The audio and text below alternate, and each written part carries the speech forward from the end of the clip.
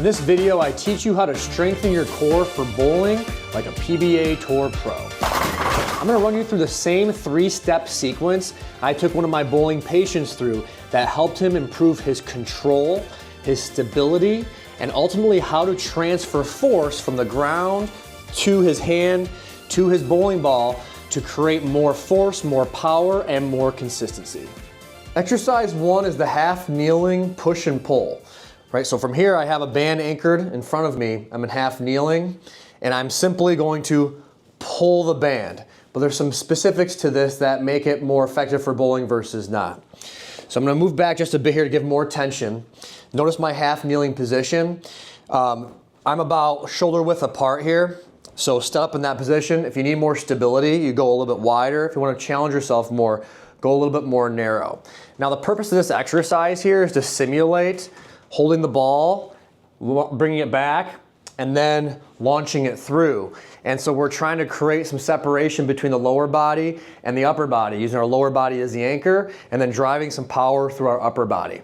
So what we're gonna do here is, once we're set up in this half kneeling position, I'm gonna focus on a point in front of me. Pick anything that you want, because my eyes are gonna stay on that like the eyes stay on the target or the arrows on the lane. So from here, what I'm gonna do, nice and tall, I'm gonna imagine that my hips are stuck in cement. I'm not weeble wobbling around here. What I wanna think is that these are stuck in cement and my shoulders basically rotate on top of my belt line here. So I'm rotating here while keeping my eyes or head forward and without bringing my whole body with it. Now we can strengthen that with a pull exercise here. So what it's gonna look like is this. I start here, I'm focused on the target, I'm stuck in cement from my hips on down, and I'm gonna pull and then return. Pull and return.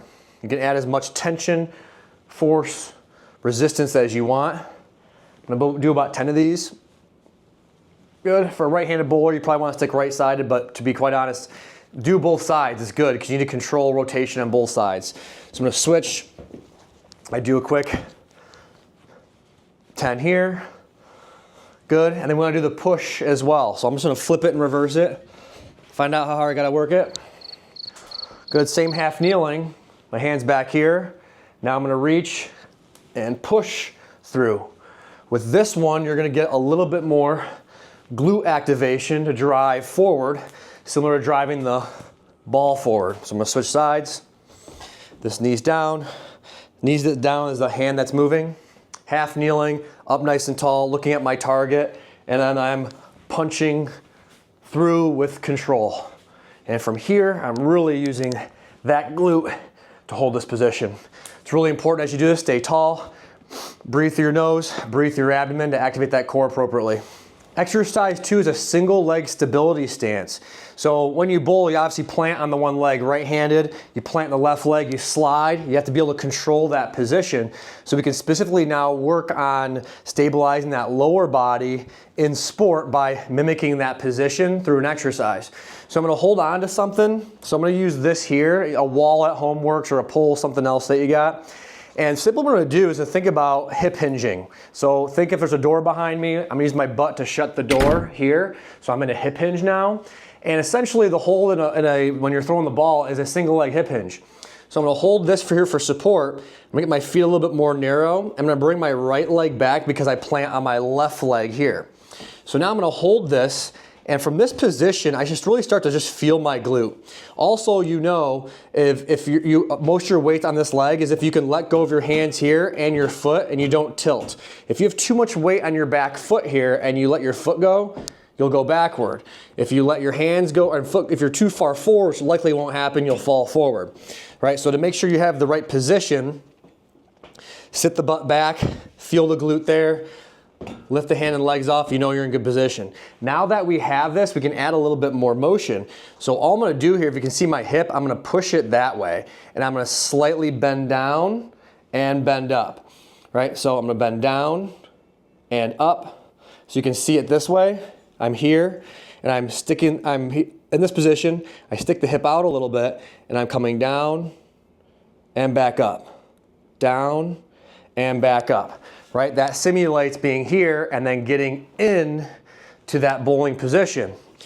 So last, one more time, hips back, hold on, check your position, stick the butt out just a little bit, breathe through your nose, and then slow and controlled, kind of go up and down through that motion. That glute should light up pretty darn quickly if you're doing this correctly. And also lastly, make sure your foot is flat and spread on the ground. If you're wearing small toe box shoes, go barefoot so you can really feel the ground, spread the toes. Exercise 3 is single leg deadlift with rear foot wall support with a bowling motion. So what is that? It's a single leg deadlift with a hip hinge, but we're using our other leg for support, so that way we can take the balance component out of it and really load our lower body appropriately, and then we can add the bowling motion in there. This is by far my favorite exercise. There's a lot going on, but you gotta do the prior two first to make sure you're doing this one well. All right, so let's get right into it. My lighter kettlebell here, the 13 pounder.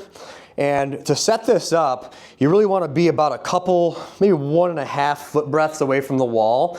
Ultimately what you do is that when you bend your knee and your foot's against the wall, you want to make sure your knees are parallel. Right now, I'm way too close because this knee's popping out, and now I'm way too far forward because this leg's way back. So I got to find that spot where when I bend, they're pretty much equal when I look down. Once I have this position, the basic single leg deadlift with a rear foot wall support like this is the hip hinge we did earlier in the last exercise, but now we have support and a weight. So I want to think the same thing, hinge the butt back or shut the door behind me here with just light support with this other foot, the right foot.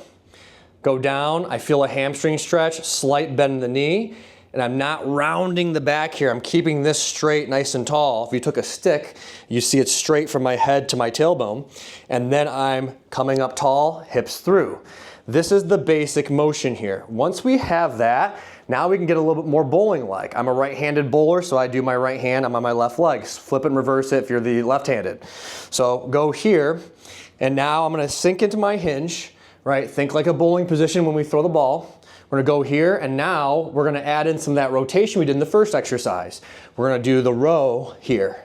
And from doing this, I'm focusing on a target, rotating my shoulders, and my glute is exhausted right now. I'm feeling that like crazy, I need a break.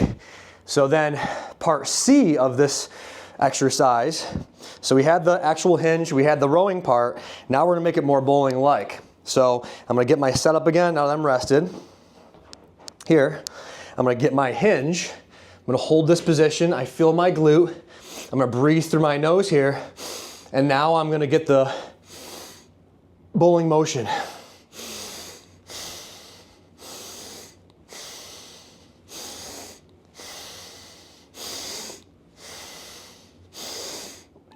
And relax. Whew. Now that I've got that, I can also go a little heavier if I want. I don't think anybody throws, I'm not an expert, but a 26-pound ball.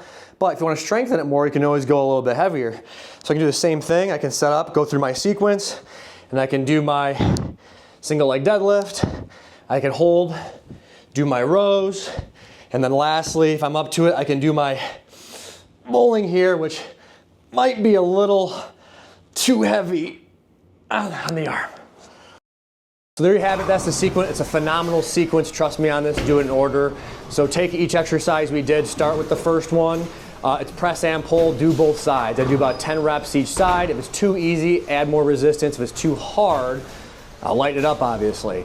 Then go to exercise 2. You can work both legs, but I would primarily work on the left leg because it's your stance leg if you're right-handed, but go with both. You wanna do 3 sets of that. So hold it as long as you can until you feel the glute burning. Take a break, repeat it 2 more times, do it on the other leg. For this last exercise we did here, number 3, first work through the sequence, but once you've got the bowler part down, you don't necessarily have to do part A and part B, which is the deadlift part and the row part.